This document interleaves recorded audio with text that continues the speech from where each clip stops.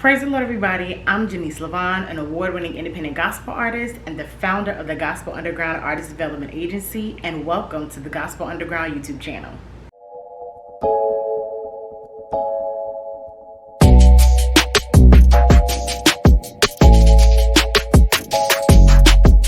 So today I'm coming to you all with something just a little bit different, something out of the ordinary of what I usually do, but hopefully I would like to develop it into a series entitled The Gospel Underground's Required Reading List.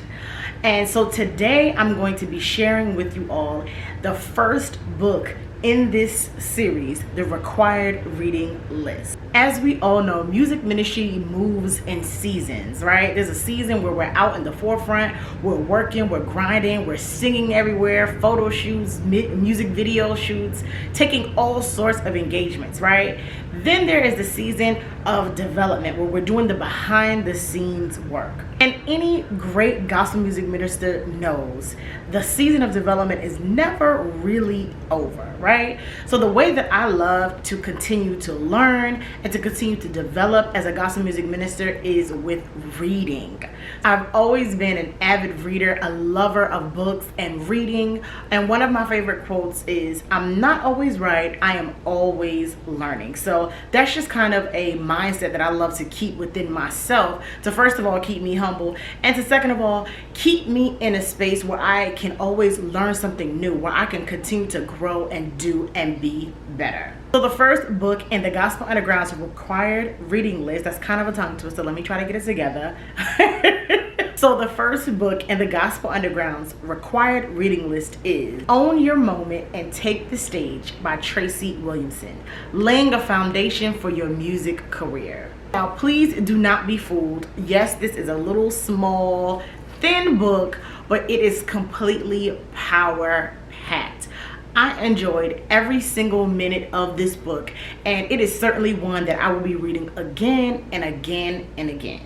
In my opinion, this book is more like a workbook or even like a journal, and in the back of the book she has an artist journal, but the entire book for me really just feels like a workbook because there's so many tips, so much information, and so many great questions that she asks to help keep you into perspective of where you are and where you want to go, okay? This book is excellent for your continued development from the beginning of your music ministry, the middle, and the end. Tracy Williamson is a gospel music industry professional who has done some songwriting. She has worked for Ty Scott Records, which is the oldest and I believe only Black-owned gospel music label out there. I believe she does radio, she does some cooking. She is truly a phenomenal resource, and I think that this book was just incredible. Like, I wish that she did like a part 2, or like,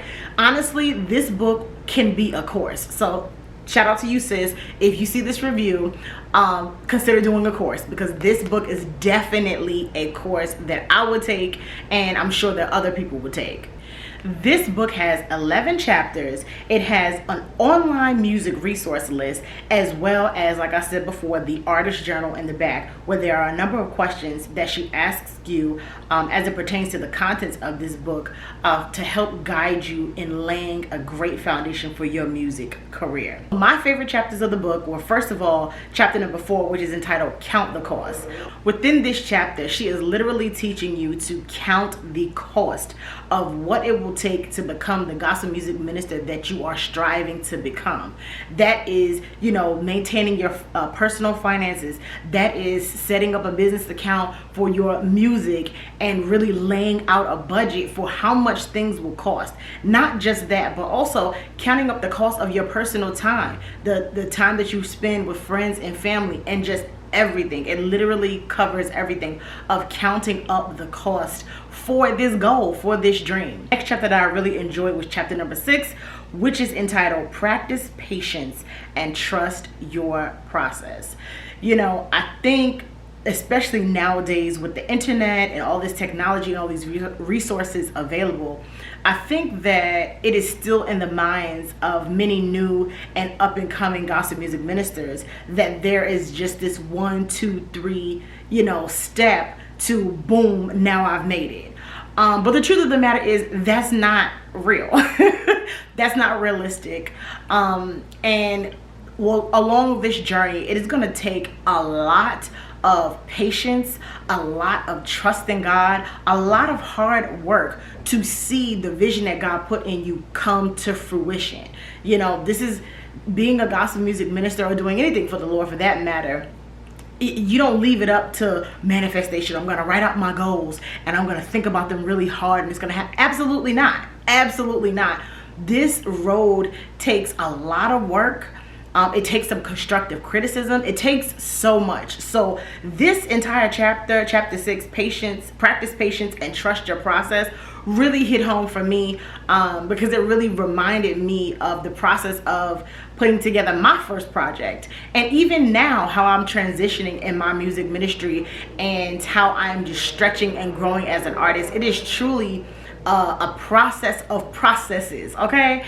And that chapter really drives that point home, and it really encourages you to stay the course, but certainly practice patience and don't try to rush yourself. Don't compare yourself to anybody else because that's just gonna cut your dream off from the jump, okay? It's gonna cut the vision and the goal that God put in your mind, cut the dream of what God called you to do. Is going to cut it right off, and you don't want that to happen. So that chapter really, really, really hit home for me. My next favorite chapter was chapter 9, which is entitled Step, Create, and Test the Waters. I love this chapter because it is literally an outline of what it takes to be a gospel music minister. You know, it is a leap, it is a step of faith.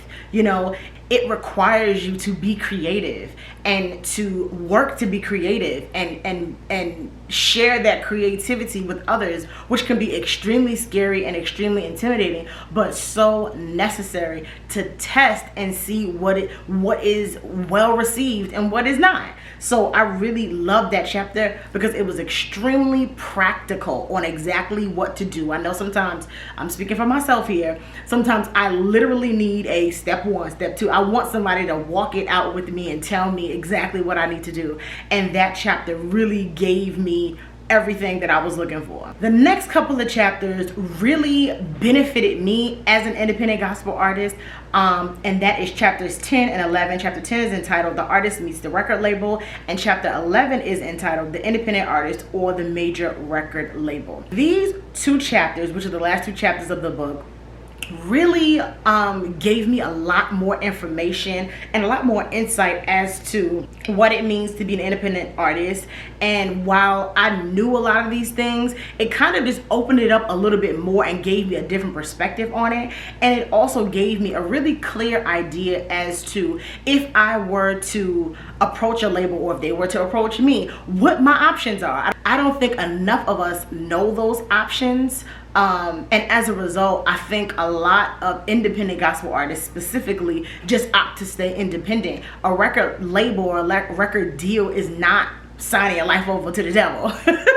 It can be a really good opportunity for you and your music ministry, and it might just be the role that the Lord would have for you to take. So just simply knowing the options, whether you take them or not, I just felt like was truly, truly, truly beneficial, and I really appreciated that information that she put here in this book. So that is all for the first book review for the Gospel Underground's required reading list. If you have not yet picked up this book, or if you're looking for a place or something to study to grow as a gospel music minister, this is a great book, and it is loaded with more resources. So I'm gonna put the link to the book down in the description box of this video, and if you read it or if you're going to read it, let me know what you think about it. Let me know if you picked this book up, and yeah, let's chat about it in the comments. Let me know what was your favorite chapter or what your biggest takeaway was. So I hope that you all enjoyed the first review and the Gospel Underground's required reading list. I am looking forward to doing more reading. I have a subscription to Audible, and so hopefully that'll help me get further along in my reading quicker so that I can bring you more of these videos sooner rather than later, okay? As always, thank you guys so much for tuning in. Make sure you click the like button, make sure you subscribe, and make sure you share with any of your friends who are looking to get into gospel music ministry and want to learn more. That is what the Gospel Underground is here for. It is here to be a resource to you and a blessing to your music ministry. But as always, stay focused on Jesus and keep one another in prayer, and I will speak to you soon. Bye.